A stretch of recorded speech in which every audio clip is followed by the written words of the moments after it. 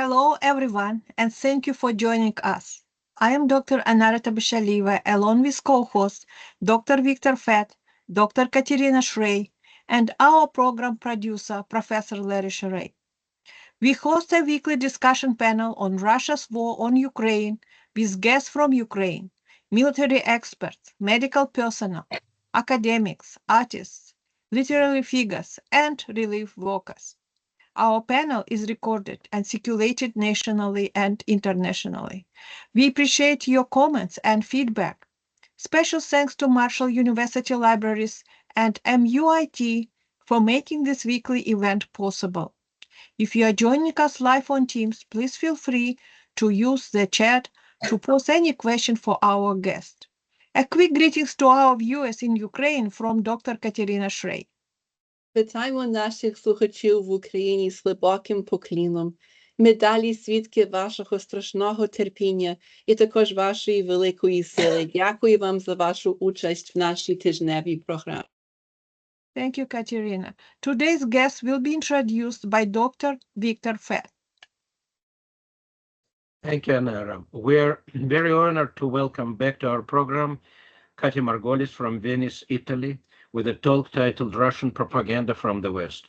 Katia Margolis is well qualified to talk on this subject.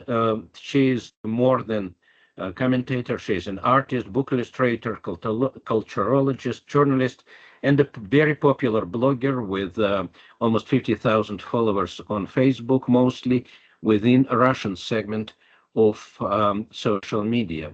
Her name is not as well known to Anglophone public, and we are very, very pleased and honored to give her a platform to talk about this important item. Please, Katia, the microphone is yours. Thank you, Victor. Thank you, everyone, for inviting me yet again. I'm very honored to be here. And the subject there are a lot of things one can choose to talk about as the full-scale war, the invasion of Russian Federation in Ukraine continues, and we learn more and more of atrocities and tragedies and terrible crimes.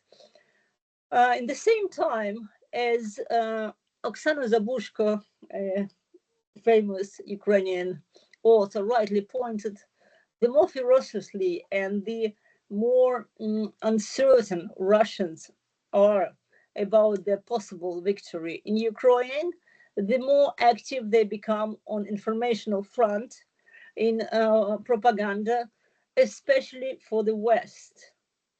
Since, of course, Russian propaganda works both ways. It works to fool the population, and it has succeeded in actually getting the worst of prejudices, xenophobia, chauvinistic attitude, imperial consciousness from its own population. But the narratives of Russian propaganda for the West are somehow different, obviously. And we know very well that if propaganda wouldn't have worked, so much money and effort wouldn't have been put into it throughout the last, 20 years, I don't know. It's been very popular in the Soviet time, as we know. It was different, but there are some things that are similar, and I want to talk about them because I see this in the deep roots of what partially led to this war, and not only to the war itself, but the acceptance of it, getting away with it, pretending it doesn't happen, pretending there is no part of responsibility of a Russian speaking or Russian origin or Russian citizens in what is happening, which to my mind is completely not true. Moreover, as we see, and as the war continues, we see more and more stronger and stronger the Russian so-called opposition, liberal opposition leaders to call for punishing, verbally being against the war, accusing Putin of war crimes and of crimes against his own people. But what these narratives lack, are the self-criticism, self-analysis, and looking into one's own mindset, consciousness, and cultural background to see what actually made that possible. And without these questions, I think there is no future after the war either. This population, this will not disappear tomorrow. Russia, in whatever form, as an empire, but hopefully not as an empire, maybe some separate states, will be a neighbor or neighbors to Ukraine and other neighboring countries that have already experienced Russian colonization, Russian aggression throughout the centuries. And let's look. I'm not a military expert, so I'm not talking about weapons. I'm not a political expert, although I comment some events.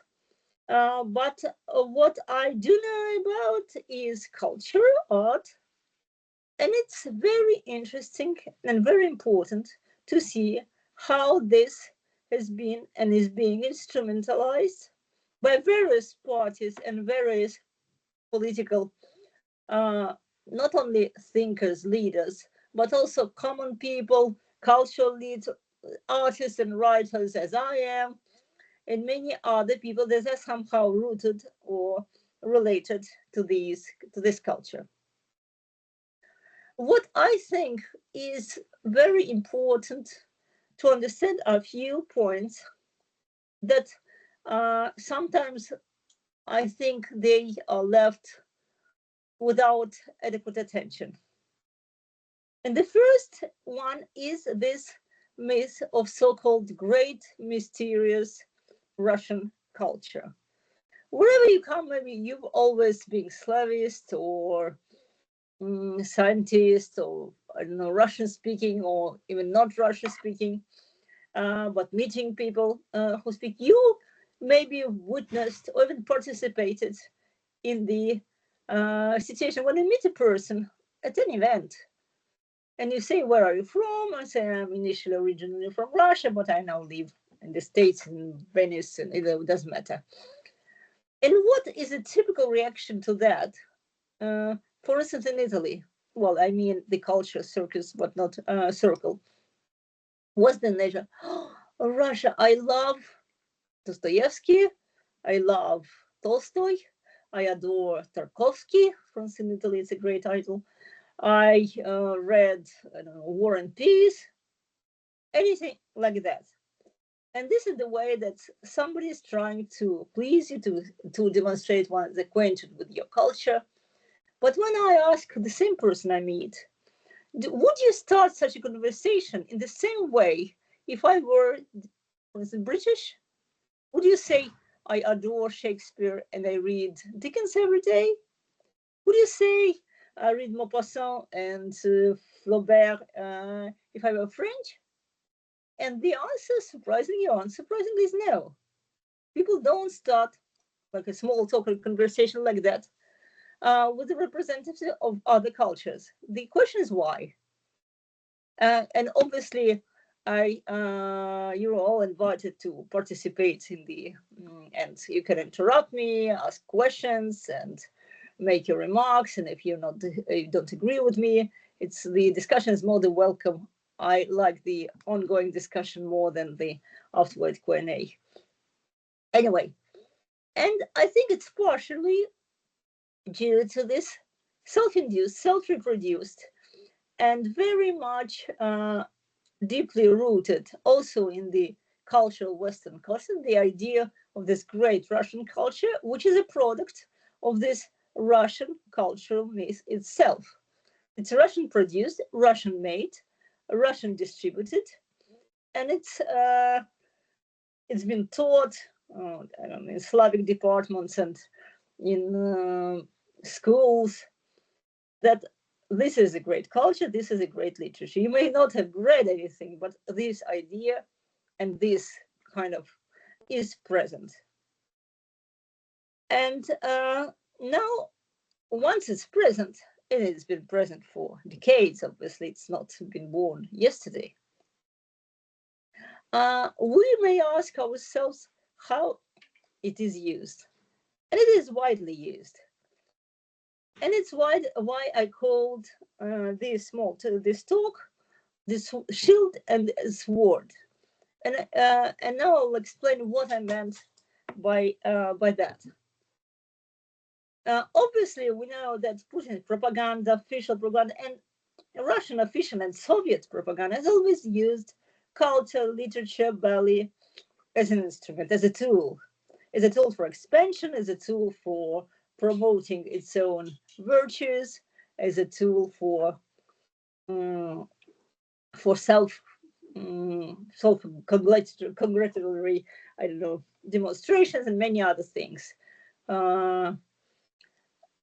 It's been always, for instance, if we take such classical figure as Pushkin, for instance, we know that Pushkin's been well instrumentalized by Stalin, who declared the poet by after his death, by Soviet and anti-Soviet also time. He's been Pushkin throughout his posthumous life without knowing that, obviously. It has usually these things have very little to do with actually the things someone wrote or produced. People use usually to instrumentalize the culture, the heritage, the language of someone.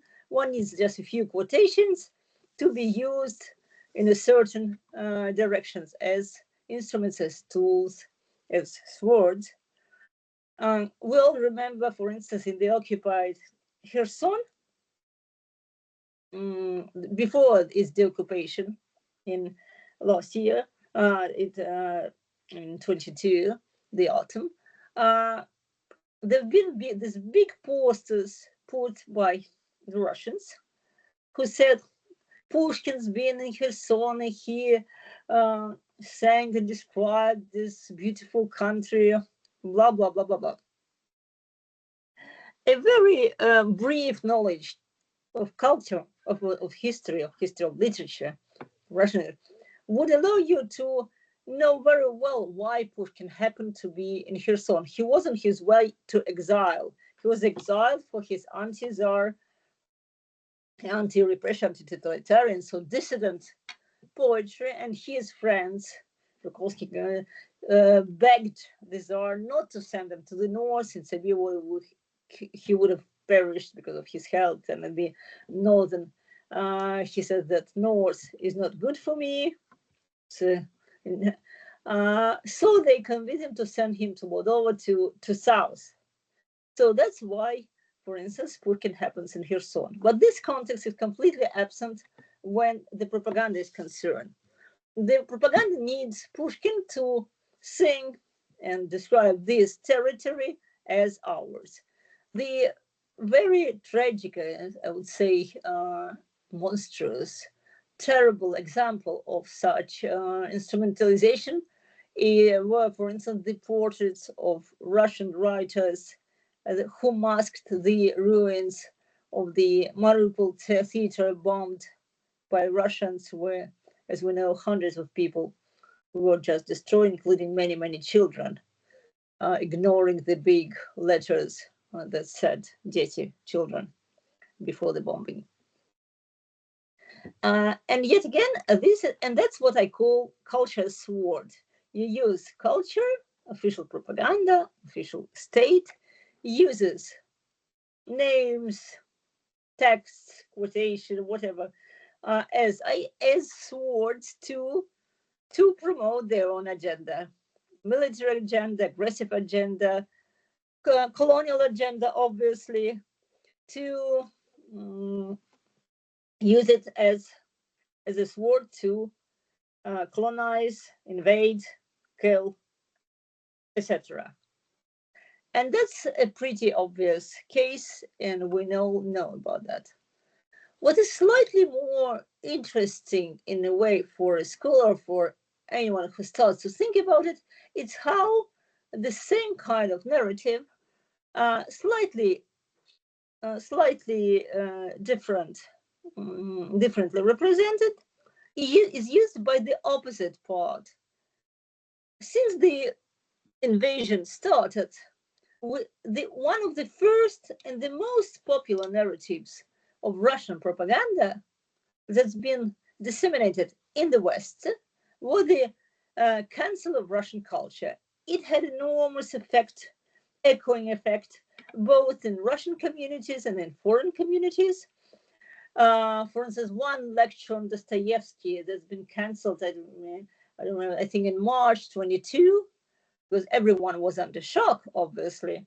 And people didn't know in Italy how to talk about it, because Italy is, for instance, is traditionally a very Russophilic country, as I said earlier, very much in favor of Russian great, quote unquote, Russian culture, etc. Still was at loss and didn't know how to operate now. So at some point, one lecture has been cancelled. The echo of this cancellation became such a grand event that almost overshadowed the invasion itself. It was talked and discussed so much that I started to suspect there was something behind it. One cannot spend so much time, effort, and emotional energy to discuss a cancelled lecture on Dostoevsky. You will open internet instead of talking about people being killed, like in middle of Europe, live, that we all can witness with our telephone or computer screens right now, and being totally helpless to help them, and seeing no one helping them, and they heroically sustaining and resisting to this monster. So what actually happened? What was that was to well expected, this kind of the policy of detraction from the main point, from the war, talking about secondary subject, making some scandals that would detract public attention from the core of the terrible things that is being committed, not by Putin, and that's another point, but by Russians, because again, all this narrative that it's important to point out. It's an obvious point, but still it remains very much a cliche. Putin's war. It is Putin's war, but obviously we don't have that many Putins to fight on all fronts, to program, to send missiles, to kill, to torture, to rape. These are not Putins, these are Russians. And also, so are the Russians, people who pretend, who discuss Russian culture, its virtues, or promote or the possibility and right to promote it, while the same Russians kill Ukrainians, and it's always a genocide. While the most prominent Ukrainian writers, actors, dancers, film directors are being killed, and it's obviously also cultural genocide, which is museums being shelled, and we all know, and the books burned, and we all know I will not repeat the history of Russian colonization of Ukraine. It's well known, well described. There are many books about it. But in the meantime, the cultural, educated, it's quite, I would say, anti-Putin and anti-war Russian-speaking people, but also people in the West, which is my main point, started to talk about Russian culture as kind of a shield. As for Russians, it was kind of apologetic narrative, but Pushkin has nothing to do with it. But we still love Russian culture. But we still read Dostoevsky. Shouldn't we throw away all the books just because Putin invaded Ukraine? The mere formula of this question make you think that there is something absurd about it. Something is wrong. Nobody, you can hear all the books behind me. I'm a Russian speaker. I have books in Russian, in English, in Italian, and French. Nobody comes to my home. I live in Italy. Nobody looks or searches through my library. Nobody prohibits me to read whatever I want in whatever language. So the point is exactly not literature itself or the heritage itself or the Russian culture as it exists in the books. The point is a propagandist point, using literature and the myth of literature and the famous authors and their fame to shield oneself from responsibility and also shield oneself from one's own consciousness, and trying to prevent analysis and deeper cultural analysis of the roots of what led to that war. And if people, so that's what I called Russian culture shield. And it's widely known that Russian ballet, Russian theater, Russian cinema tried all its best to promote itself during these 2.5 years in many ways. Sometimes it were official kind of action to I don't know, to put on stage some dancer for marine theater for St. Petersburg that's been dancing in the annexed Crimea and should be banned from for international law, from or introducing some pioneers that would play for Putin propagandist team on the ruins of Mariupol, and then sort of coming to Venice or Padua or Roma to perform. And of course, every time there's a big protest because people learn about that, because there is solidarity. A lot of these cases pass by me because I'm known for. So I also inform my Ukrainian colleagues, and we undertake some kind of collective action to prevent that. And that's one part. But there are also much subtle things that happen that people, again, I say, anti-war, anti-Putin position, people, leaders, or kind of dissidents, political dissidents, people who fled Russia after the beginning of the invasion, they still not only refuse to address the issue of the responsibility of their own culture mindset, but also react very aggressively when you touch the subject. And I've been subject of many hate campaigns because of that.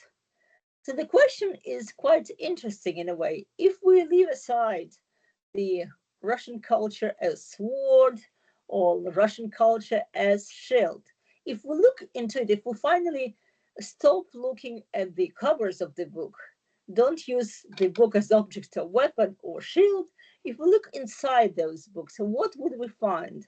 Would we find something that would address our inner or concerns about something being wrong with our whole mentality, or it's a mere manipulation and speculation of the moment because we all live with these tragic events and we're all under shock. The whatever answer to that question you choose, if you have an answer,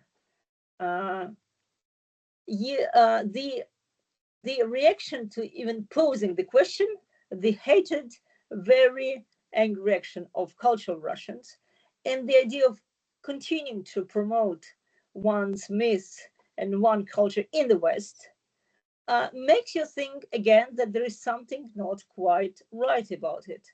There shouldn't be any prohibited subject. Why not to look at one's own literary heritage and read with fresh eyes, fresh with blood and tears of other people, and see our own culture with eyes of who suffered from it. With that, these optics can be actually quite useful.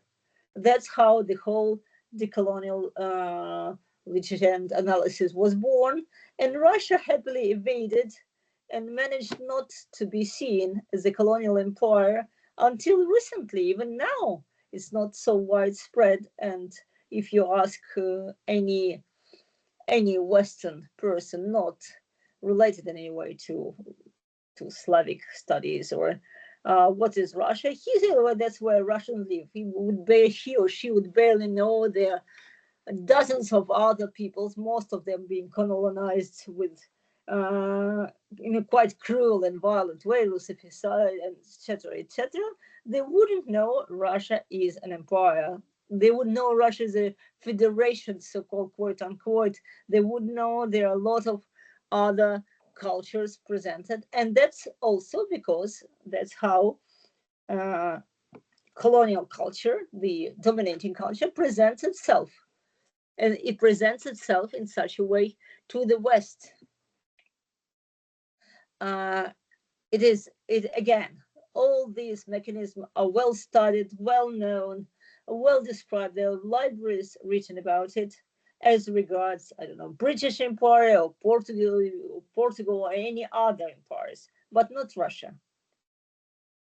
And the interesting thing, of course, and that's what we've done on our online course on Russia decolonization introduction. Was quite a successful, although it was an experimental course. Me and my colleagues, one is a philosopher and the other was a social psychologist. We led online for the whole last year, and we had 22 lectures, and we had guest lectures from prominent speakers from Ukraine, from Buryat, from various minorities, from various other specialists. Uh, and we also tried to read what my part was concerned with literature and art. And I was inviting basically my students as well as myself to reread Russian classical Russian text and see it with the new eyes uh, and see what is there, not only as regarding Ukraine, because it's also very interesting. You read Pushkin, you read Turgenev, you read a lot of other authors, and you find this anti-Ukrainian kind of depressing, very dominating and very imperial remarks everywhere. It's full of it. So you start to think that maybe this anti-Ukrainian campaign and the whole narrative that Putin has produced, as it usually happens with propaganda, the same was with anti-Semitism with Hitler. Has not invented anti-Semitism. It's been always there. It's deeply rooted. We know it throughout the centuries. We know pogroms. We know the history of the Jewish people. In medieval times, Renaissance time, we know Jews been persecuted. That is always been blamed for whatever happened. I don't know, like the plague, any kind of mischief. There have been always this thing of anti-Semitism, but at some point it became kind of not allowed, not accepted, not socially acceptable. What Hitler did, he made it, and what that's the ideology made it this. Already existing prejudices, aggressions, xenophobic attitude, made them legal. He legalized them. He made them possible. They made them socially accepted. So it all flourished. The same happened with xenophobia. Again, that always existed, and Russia being an aggressive empire, I invite you to read, if you haven't read, the beautiful book by Eva Thompson, The Imperial Knowledge, Russian Literature and the Imperial Knowledge. It talks about imperial mindset in Russian literature. And she asks a lot of interesting questions about Russian classics, what we usually have overseen. The book has been published 20 years ago, been translated, been written into English. Eva Thompson is now 86, and she's a professor at Columbia. We were honored now in the colonial course she offered us, and delivered a absolutely brilliant guest lecture. And on our website that I will send you later on Russian decolonization course, you have all the guest lectures. So she speaks in English, she's in English, most of them are in Russian. I think some of them are in Ukrainian. And I really invite you to listen, because there are also a witness statement. There are people from minority. They're very interesting and 360 degrees views on what Russia. But my part was concerned with literature and culture, so I get back here to the point. And we were just reading, and we're reading ordinary things that we've been in school program, or that we've been read when we were little, like, I don't know, fairy tales, this famous Pushkin fairy tales. And to our great discovery, it was not discovery for people mentioned there. He talks about Caucasus. He talks about Cherkessia that's been a genocide in the by Russian Empire in the 19th century. So I think 70% of these people have been just killed by the Russians. The Russian invasion of Caucasus, and there are a lot of things here and there. Sometimes are the heroes of the speaking, sometimes the author himself. The same, of course, or even worse for Lermontov. So you can read Turgenev, you can read whatever classic you want, you'll find that. And I made a test, Tolstoy, who cannot be blamed for xenophobia. He wrote Katia Margolis. He was very, his humanitarian and humanist ideas are well known. Still, here and there are these lapses, and they're not intentional. And that's the most interesting and the most frightening part, because what is deeply rooted in our culture, in our literature, in our best poetry, and in our best art, I'm talking about Russian now, is somehow not intentional, subconscious. It's so easy to overlook it. And that's what we all did. We overlooked it. What Putin did and what the present regime, but it had all these prejudices that are reflected in literature, but also widespread in the popular mindset. He legalized them, he made them legal, and so he reactivated in the same way Nazism activated anti-Semitism, and made impossible, unpermissible, possible, and also plausible. And that's how we know very well how Holocaust happened, and that's how this war is happening. Most people are not, as we know, are not active supporters of war. What one does not need to support it, actively be pro-Putin. One need not to oppose it to become part of the scheme. So this literary thing and Russian literature and the myth being so widespread, it becomes a very easy tool for Russian propaganda in the West as well.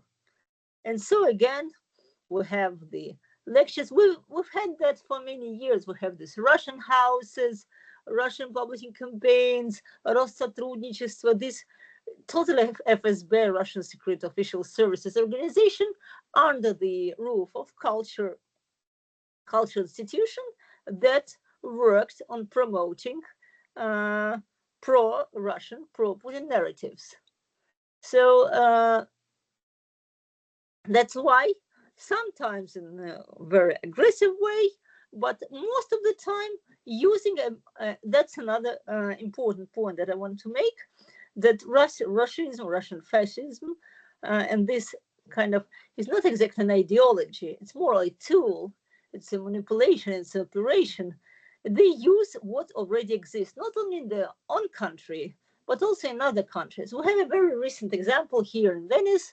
There's been just scandal that's going on right now with the screening of this documentary made by Anastasia Trofimova, apparently Canadian, who names her as Canadian film director. She's obviously Russian origin.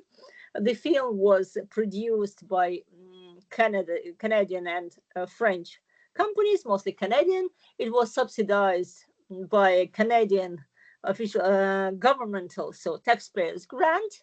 She got $350,000 to produce it. The film is a total piece of clever Russian propaganda oriented for the West. What she did, she went to the occupied Donbass with Russian soldiers, lived with them for 7 months, and filmed them and tried to humanize them and describe them and feel and talk to them and represent them not as a copiers, but obviously as ordinary boys that have been sent to war who don't like this war. And the narrative behind it is always the same. They're all victims. Aggressors always like to be represent themselves and to be presented as victims. There's been a brilliant talk by Timothy Snyder in the ONU exactly about that, how aggressor Russia self-represents as victim, both on political level, on cultural level, on everyday level. So this narrative, this idea of presenting the occupant, the soldier, the people who invaded another country with a weapon, with arms, and killing, devastating, torturing, raping people of that country, present them as the other side of the conflict, and present them and humanize them, and trying to whitewash the crimes committed, again, not by Putin, but these so-called our boys, Russians. And the culture is a perfect tool for that. First of all, because it appeals to senses, it appeals to emotions. Second, because visual arts are very powerful. And we also knew that, and it's not by chance that Leni Riefenstahl, for instance, became the Dante film director for Hitler. Fortunately enough, modern day Russian regime doesn't have the figures of this scale and of this talent, because of course Leni Riefenstahl was a great film director, although she served evil. And this is a very hard dilemma. Here we don't have these figures. They're mostly very mediocre, untalented, and quite ordinary, but there are a lot of them. We live in the age of the social media, so all these little films and books and articles and presentations, they are being just aired, distributed throughout the social networks. And sometimes they arrive quite high, as in case with this Trofima documentary, Russians at War, that arrived as far as the Venetian Film Festival, which is one of the main film festivals of the world. And now it's been shown, but fortunately finally cancelled after enormous effort of Ukrainian diaspora, of some Canadian Parliament. 3 days, finally they cancelled the screenings of the Russian War at Toronto Film Festival right now, with the pretext though, not because it's Russian propaganda, but with the pretext of public safety. Because Ukrainians protest. There's been a lot of discussion, and again, here these Russian propagandists are no fools. They would exploit in a very bad and manipulative way the idea of freedom of speech. They would oppose censorship when it regards them. Nobody cares. There's no freedom of speech, or it's full of censorship. In Russia, they would they would become parasites on the skin of European, Canadian, or American democracies and democratic values. And we see in the interference with the political process and elections. Again, they are parasites. And these Russian propaganda works at the kind of cancer cells that pretend to be benign cells of the same tissue. And they transform the organ and devastate it and kill the real cells. And that's what Russian propaganda does with the art. And again, so they produce these narratives, they play on the public conscience. People are empathetic, people don't like war, people want peace.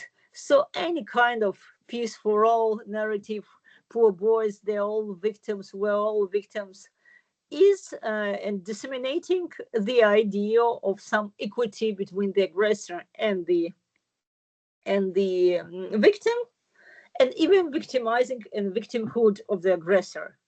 And that's a very easy but very effective operation that's being constantly performed by Russian propaganda. And this film is not at all an exception. I've already witnessed, there's been a book by a certain Luca Steinman presented here in Venice in Swiss consulate last year. It had exactly the same contents. A journalist, and so independent journalist, somehow, can you imagine being 7 months or 6 months on front on the Russian side, on the occupied territory, without permission of Russian authorities? Impossible. So, of course, they are pro-Russians. They've been checked and double-checked. The film director, Anastasia Trofimova, worked for the propagandist channel Russia Today for 7 years. But for somehow the agency, Canadian agency that produced the film, never bothered to Google her name. I don't know how that is possible. And just check, at least check her background.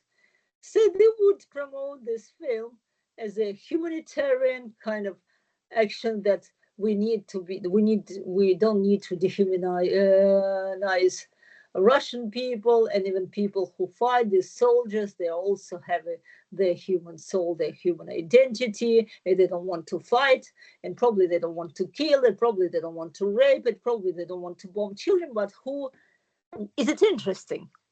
Is it valid? Is it art, or is it propaganda? Are they in their prison cells and they're interviewing them there afterwards, pod factum, or the war is on and Russian missiles are continuing to kill Ukrainians? And these quite obvious questions are somehow not being asked, instead of which people, cultural people in the West as well, defend what they justly rightly regard as values, as the freedom of expression, freedom of speech, while Russian propaganda very cleverly manipulates and speculates on the same values that, of course, it doesn't share in any way. It's a total masking operation. It's a tool to promote one's own agenda and to make Western public see this war and what's happening in Ukraine through the eyes of Russians.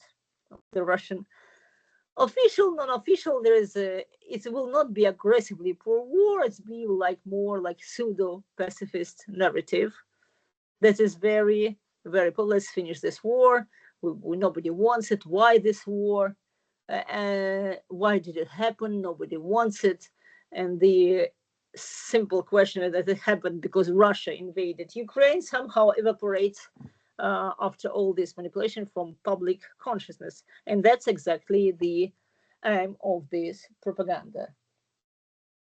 So there are many things and many faces of this propaganda for the West, but there is one thing in common, and I want to underline that it will parasite on existing values, existing structures, existing institutions, mostly cultural, very well intended, that would let them in from the back door as art, as culture, as some humanitarian mission, and it's not so easy to discern.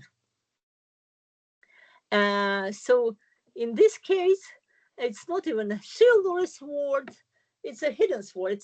If you remember before Prigozhin, remember this criminal killed by Putin that had a coup, an attempt coup, June 23, he sent this he sent the axe, hammer, I think, a hammer, kuvalda, covered with blood in the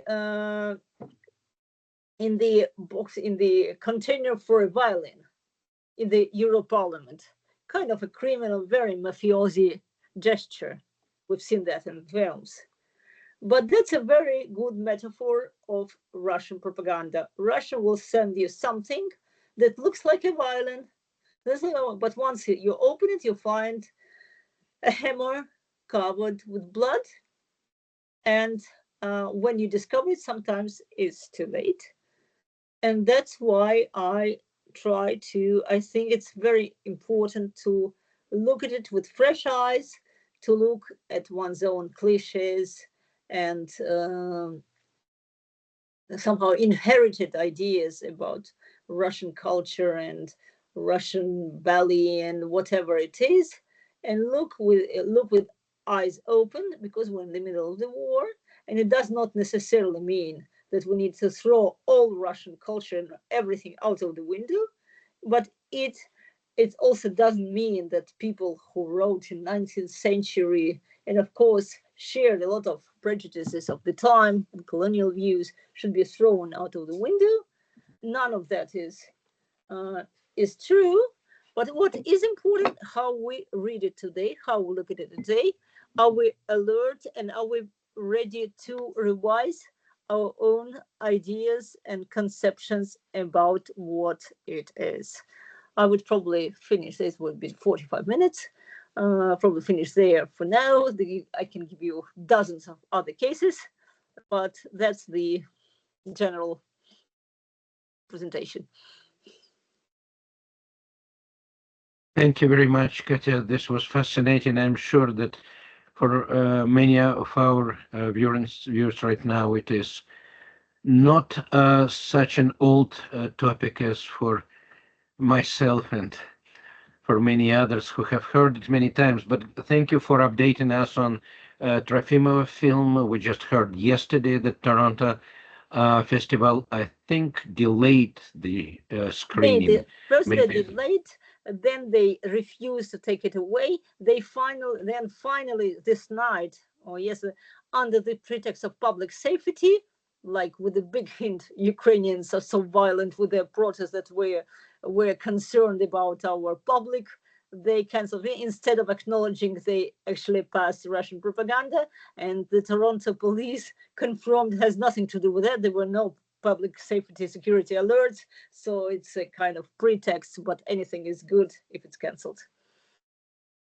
Thank you. I have a question from Anara Tibashaleo, one of our moderators. Anara, please. Thank you very much for your brilliant presentation. You know, it could be expanded. We may have several sessions. Yeah, I think it's so great topic. And my question is related to the one particular topic. It's a mysterious Russian soul.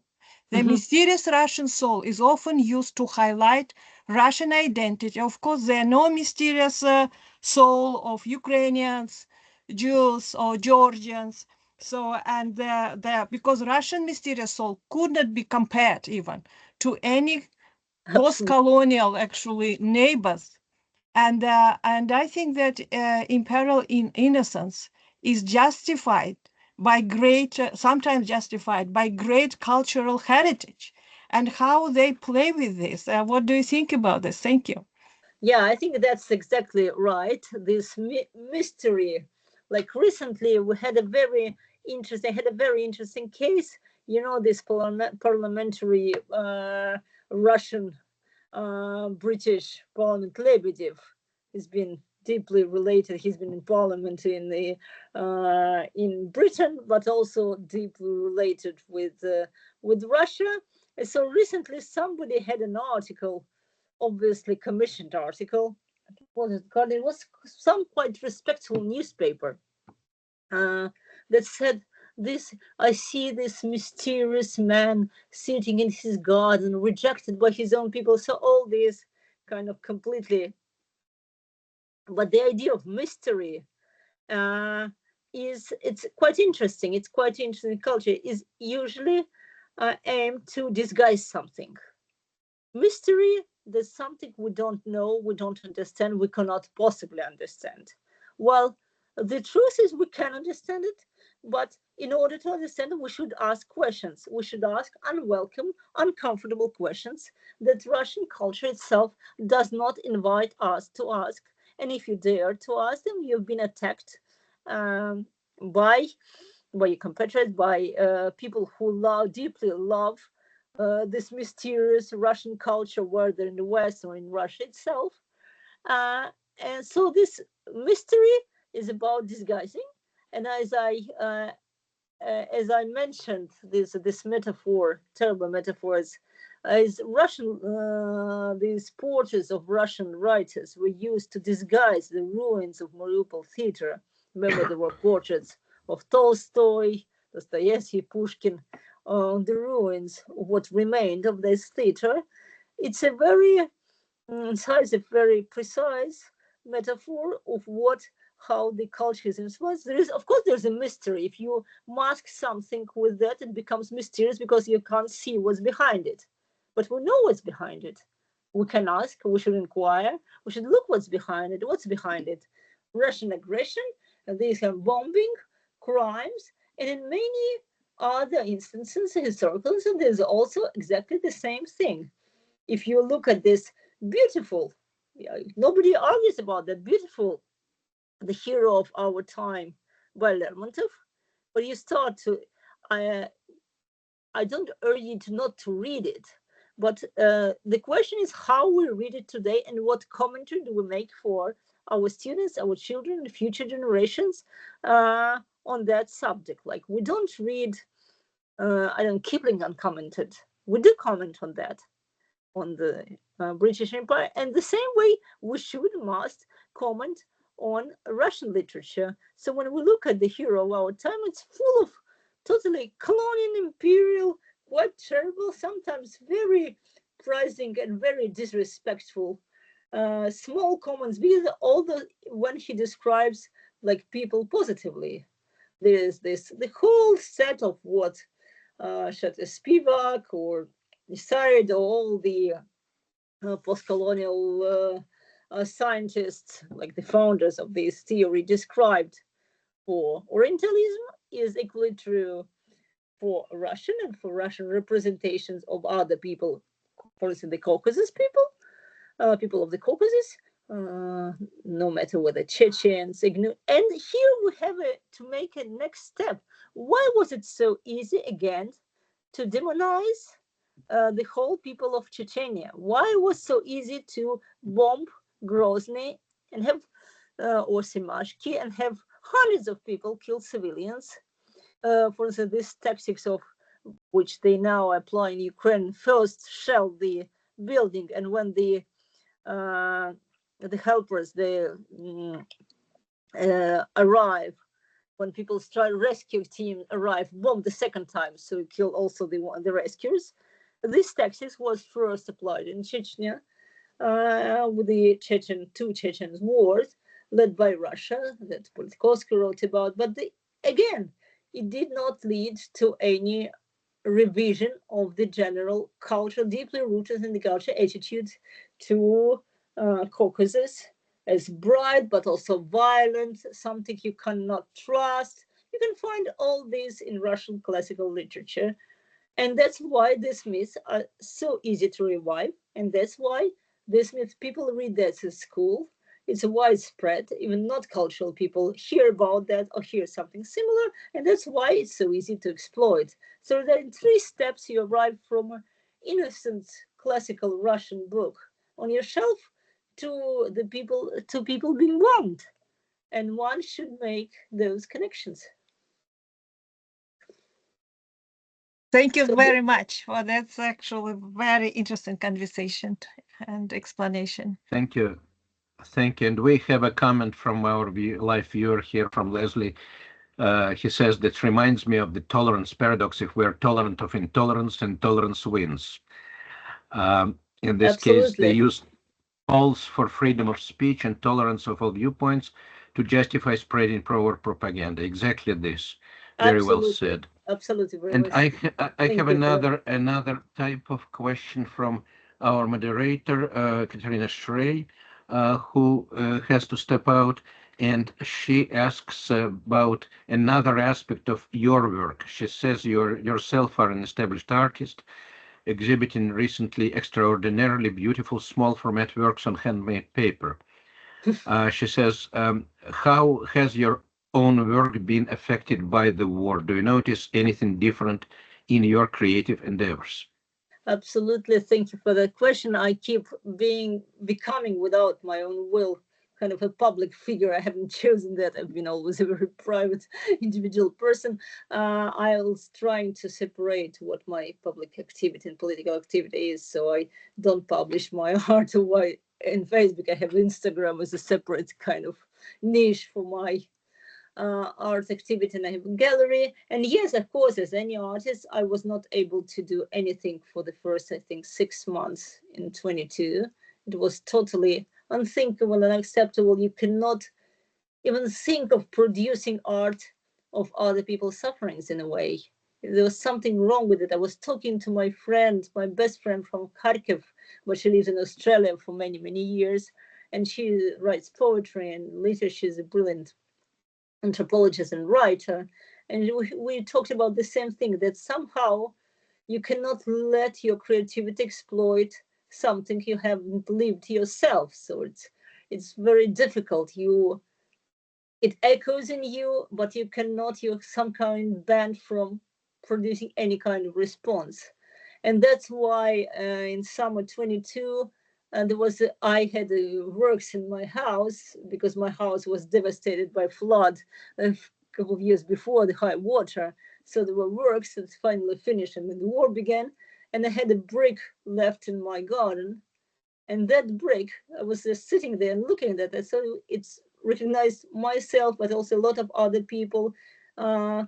But also to remind me of a ruin. So I made a big series of graphics and sculptures that involves this brick as a symbol of muteness, became with impossibility to talk, ruins, something. It has also this clay thing of being a human body, or what remain of human body. You can find this series on Instagram. I later on exhibited, I made prints of it. So what I did, I produced this series and thought that maybe I can make prints of it and just sell them in favor of for Ukraine armed forces, and that's what we did.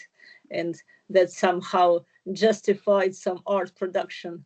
But then, of course, there was a second kind of, so from that moment on, I just realized, maybe with this break, that supporting Ukraine is not just accepting refugees or feeling pity, it is also supporting the heroes are supporting Ukrainian armed force. So if you're against Putin, if you're against the regime, the only real force that opposes this regime are right now on the battlefield, Ukrainian armed forces. So if you don't support this, it's kind of vain. Everything else is in vain. And it's not an easy thought for an artist or for an ordinary person, for anyone, because nobody wants war. Nobody doesn't want to buy drones or arms, or we don't do that for the will. But that's what war does to people. And just when you realize where justice is, you just overcome your own uncomfortable moral dilemmas, because there are real lives behind it. And this is a choice. And from that moment on, I felt somehow I was very hated by my compatriots, but I felt some kind of very inner freedom, and I just started to do somehow unrelated, but they were also deeply related work of Venice, of these drops. There were tears behind that fog of the future, and the beauty of everyday life that you start to cherish, to value even more as you witness people being forced and being killed. It's like anyone can be your house, your neighbor's house, and of course it makes this sense of beauty of life very acute.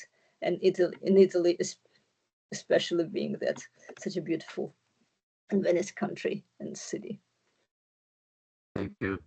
Thank you so much. Of course, everyone understands that painting, just like music, is much more universal, but our words are limited to our language and culture. So that's why we all who struggle with Russian culture and Russian language especially have much more troubled times, but we try to serve the right side as much as we can. And what helps many of us is looking from the future and asking your work is a perfect example for that. Thank you. Looking from the future and asking what have we been doing in 2022 and 2023, because whether we want it or not, we are in the history book, which is being written right now, the bloody pages of it, of course. Many people have not realized it yet, so I urge them to watch programs, to watch your decolonization class.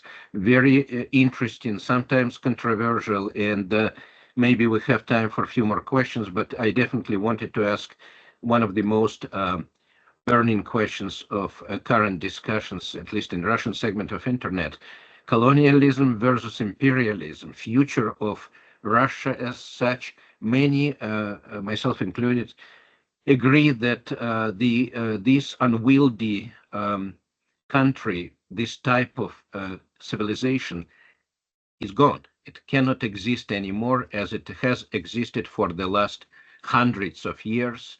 Many would agree that it has been slowly dying for the last century. Do you think it's just, you don't think it's just a fantasy to see the post-imperial Not array of country, nations? That's what you were working for in Yeah, your well, it's class. not only I don't think it's fantasy, I really hope to live long enough to see it with my own eyes, at least the beginning of it. Like history accelerates now, what took centuries now take Yes, decades, what took decades now takes years. So exactly. I'm really looking forward to see it and to witness it because it gives hope. I don't think it will be an easy process. I'm not sure it will be a peaceful process. The peaceful process is finished, but it's inevitable historical process that's already happening right now. And what Ukraine defends now is independence, self-determination, and that's the future of other peoples. There may be some other federation, refederations. There are a lot of political forms of what it can take. These are just fantasies. Right now, we cannot just guess wild guesses. But what is definite that this form of imperial conglomerate, uncritical, unrevised, is totally outdated. And that's what we witness is the past that attacks the future, and Ukraine defending the future, and Russia being aggressive past. That's and it's not the only country that's trying to stop, to slow, to kill this process, but it's impossible. It's impossible to kill time. Thank you. Thank you so much. Very eloquent and quite up to date, up to what is going on right now. Please let me ask some other viewers who are still here with us, if you have any questions or comments, please.